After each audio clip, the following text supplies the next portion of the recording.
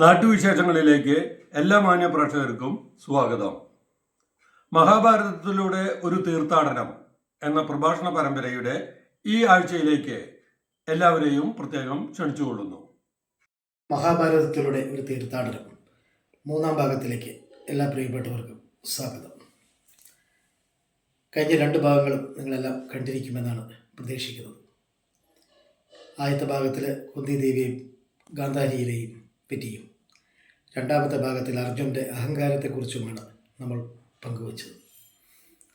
അഹങ്കാരത്തെ പോലെ തന്നെ മറ്റൊരു വികാരം നമ്മളിൽ ഉണ്ടാക്കുന്ന വൈഷമ്യങ്ങളെക്കുറിച്ചാണ് ഇന്നത്തെ ഭാഗത്തിൽ മഹാഭാരതത്തിലൊരു തീർത്ഥാടനത്തിലൂടെ നമ്മൾ കടന്നു പോകുന്നത്. നമ്മളൊക്കെ ഏറെ ഇഷ്ടപ്പെടുന്നത്, നമ്മളേറെ കേൾക്കുവാൻ ഇഷ്ടപ്പെടുന്നത് നമ്മളെക്കുറിച്ചുള്ള അഭിനന്ദന വാക്കുകളും പ്രശംസാ വാചകങ്ങളും മറ്റുള്ളവർ പറയുന്നതാണ്. എന്നാൽ നമ്മളേറെ ഒട്ടും ആഗ്രഹിക്കാത്തത്, ഒട്ടും ഇഷ്ടപ്പെടാത്തത് ആക്ഷേപ വാക്കുകളും പരിഹാസ വാക്കുകളുമാണ്. എന്നാൽ നാം ഇഷ്ടപ്പെടുന്ന അഭിനന്ദനവും പ്രശംസാവാചകവും ഒക്കെ നമ്മുടെ മനസ്സിലെ ഓർമ്മകളിൽ നിൽക്കുക കുറച്ച് ദിവസങ്ങൾ മാത്രമായിരിക്കും. എന്നാൽ നാം ഒട്ടും ഇഷ്ടപ്പെടാത്ത, കേൾക്കാൻ ആഗ്രഹിക്കാത്ത ആക്ഷേപങ്ങളും പരിഹാസ വാക്കുകളും നമുക്ക് കേൾക്കേണ്ടി വന്നിട്ടുണ്ടെങ്കിൽ അത് നമ്മുടെ മനസ്സിൽ നിൽക്കുന്നത് ജീവിതാന്ത്യം വരെയായിരിക്കും.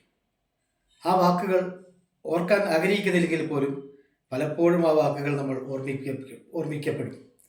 ആ വാക്കുകൾ അല്ലെങ്കിൽ ആ പരിഹാസ വാക്കുകളും അനുഭവങ്ങളും ഓർക്കും തോറും നമ്മുടെ ഇടയിൽ പക, വൈരാഗ്യം, വാശി ഇതൊക്കെ ജനിക്കും. അങ്ങനെയുള്ള ഒരു പരിഹാസ വാക്കുകളിലൂടെയാണ് 18 ദിവസം നീണ്ടു നിന്ന ഒരു കുലത്തെയാകെ നശിപ്പിച്ച മഹാഭാരത യുദ്ധത്തിന് മുഖ്യ കാരണമായി തീർന്നത്. അങ്ങനെയുള്ളൊരു പരിഹാസ വാക്കാണ്. അതും ആ ഭാഗവുമായിട്ടാണ് നമ്മൾ ഇന്ന് കടന്നു പോകുന്നത്. അരക്കില്ലത്തിൽ നിന്ന് രക്ഷപ്പെട്ട് പാഞ്ചാലിയെ സ്വന്തമാക്കി ദുർവൃത രാജാവുമായി ബന്ധുത്വം ആയി ബന്ധുബലം വർദ്ധിച്ച പാണ്ഡവർ ധൃതരാഷ്ട്രരുടെ തീരുമാനപ്രകാരം വീണ്ടും ഹസ്തിനപുരത്തേക്ക് എത്തിച്ചേരുകയാണ്. ഭീഷ്മ പിതാമഹനും ദ്രോണരും വിദൂരരും അടക്കമുള്ള മുതിർന്നവരുടെ നിർബന്ധപൂർവമുള്ള നിർദ്ദേശപ്രകാരം ധൃതരാഷ്ട്രർ തൻ്റെ രാജ്യം രണ്ടായി പങ്കുവയ്ക്കുന്നു. സമ്പദ്സമൃദ്ധമായ ഹസ്തിനപുരം തൻ്റെ മക്കൾക്കും പാറയും മലയും ജനസഞ്ചയമില്ലാത്ത ഹിംസമൃഗങ്ങൾ മാത്രമുള്ള ഗാണ്ഡവപ്രസ്ഥം പാണ്ഡവർക്ക് നൽകുന്നു. പാണ്ഡവർ കിട്ടിയ ഗാണ്ഡവപ്രസ്ഥത്തിൽ അസുര വംശത്തിൻ്റെ ശില്പിയായ, ദേവന്മാരുടെ ശില്പി വിശ്വകർമാവാണെങ്കിൽ അസുരന്മാരുടെ ശില്പിയായ മയാസുരൻ്റെ അനുഗ്രഹത്തോട് സഹായത്തോടു കൂടി അവിടെ മനോഹരമായൊരു രാജധാനി നിർമ്മിക്കുന്നു.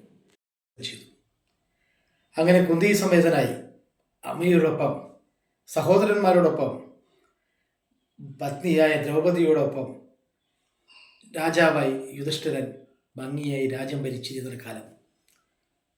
നമുക്കറിയാം, നമ്മുടെ മനുഷ്യർക്കൊക്കെ പൂന്താനം ജ്ഞാനപ്പാനയിൽ പറഞ്ഞ പോലെ 1 കിട്ടിയാൽ 10 വേണമെന്നും 10 കിട്ടിയാൽ 100 വേണമെന്നും 100 കിട്ടിയാൽ 1000 വേണമെന്നും ആഗ്രഹമുള്ളവരാണ് നമ്മൾ മനുഷ്യരെല്ലാവരും. അതിൽ നിന്ന് വിഭിന്നനായിരുന്നില്ല യുധിഷ്ഠിരൻ. ഒരു രാജാവായി മാത്രം ഇരുന്നാൽ പോരാ, രാജാക്കന്മാരെ ഭരിക്കുന്ന ചക്രവർത്തിയായി തനിക്കിരിക്കണമെന്ന ആഗ്രഹം യുധിഷ്ഠിരൻ വന്നു. അതിനുവേണ്ടി രാജസൂയ യജ്ഞം നടത്താൻ തീരുമാനിച്ചു. രാജ്യത്തെ രാജാക്കന്മാരോടൊക്കെ പറഞ്ഞു, എൻ്റെ ആധിപത്യം അംഗീകരിക്കണം. എല്ലാവരും, ഒരു 90% പേരും അല്ലെങ്കിൽ ഭൂരിഭാഷം പേരും യുധിഷ്ഠിരൻ്റെ തീരുമാനത്തെ അംഗീകരിച്ചു. തീരുമാനത്തെ അംഗീകരിക്കാത്ത ജരാസന്ധനടക്കമുള്ള രാജാക്കന്മാരെ കൃഷ്ണൻ്റെയും ഭീമൻ്റെയും അർജുൻ്റെയും സഹായത്തോടു കൂടി അവരെ വധിച്ച് ആ രാജ്യത്തെ തങ്ങളുടെ കൂടെ ചേർത്തു.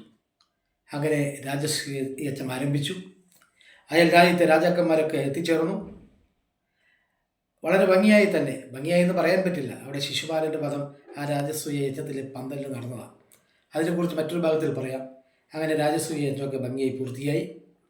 ആ യജ്ഞത്തിന് തൻ്റെ അർദ്ധ സഹോദരന്മാരായ ദുര്യോധനാദികളെയും പത്നിമാരെയും യുധിഷ്ഠിരൻ ക്ഷണിച്ചിരുന്നു. അവരൊക്കെ അവിടെ എത്തിച്ചേർന്നു. അവർക്കൊക്കെ ചുമതലകൾ കൊടുത്തു.